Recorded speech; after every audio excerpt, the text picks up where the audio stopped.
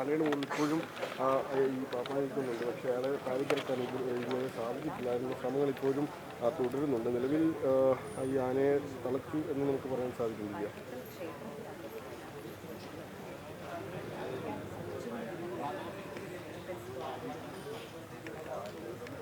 ഇത് ഏകദേശം 1 മണിക്കൂറോളമാണ് ആനയ്ക്ക് ശക്തനായ റോഡിൽ ഓടിയത്. 10 മണിയോടെയാണ് ആന ഈ പുറമെ സ്റ്റാൻഡിന് സമീപത്തുള്ള ഇത്തരത്തിൽ അക്രോശത്തിനായി ഓടിയത്. പോകുന്ന വഴിക്ക് ഈ ആന ബൈക്കുകളും കാറുകളും റോഡിലുണ്ടായിരുന്ന വാഹനങ്ങളൊക്കെ തന്നെ കുത്തിമറിച്ചിടുകയായിരുന്നു. ഈ കുത്തിമറിച്ചിട്ടതിനിടയിൽ ആനയുടെ കൊമ്പിനും പരിക്കേറ്റിട്ടുണ്ട് എന്നാണ് നമുക്ക് മനസ്സിലാക്കുന്നത്. ഈ കാര്യത്തിൽ കൂടുതൽ വിശദീകരണം നമുക്ക് ലഭിക്കേണ്ടതുണ്ട്. ഏതായാലും നിലവിൽ ഈ ആനയെ ഏകദേശം 1 മണിക്കൂർ, അതായത് ഇപ്പോൾ 11 മണിയായപ്പോൾ ഇപ്പോഴാണ് ഈ ആന ഇങ്ങോട്ടേക്ക് ക്ഷേത്രഭാഗത്തേക്ക് ഓടിയെത്തിയത്. ഏതായാലും നിലവിൽ ഈ ആന ഇവിടെയുണ്ട്. പക്ഷേ ഇപ്പോഴും അത് പൂർണ്ണമായും ശാന്തനാണോ എന്ന കാര്യത്തിൽ ഉറപ്പ് ഡിഫൻസ് സ്ക്വാഡ് തരുന്നില്ല.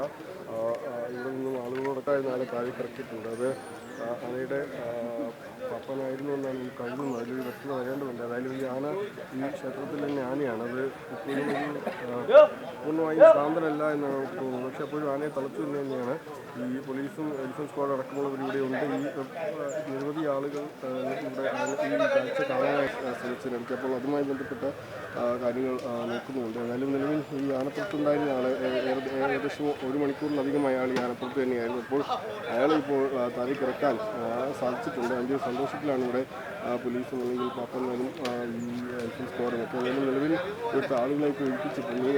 ആനയെ ചികിത്സിക്കുന്ന അല്ലെങ്കിൽ ആനയെ കാര്യങ്ങൾ പ്രാഥമികമായ പരിശോധന അടക്കം നടത്തുവാനുള്ള ക്രമീകരണം ഒരുക്കിയാണ് ഇപ്പോൾ ഇവിടെ ചെയ്യുന്നത്.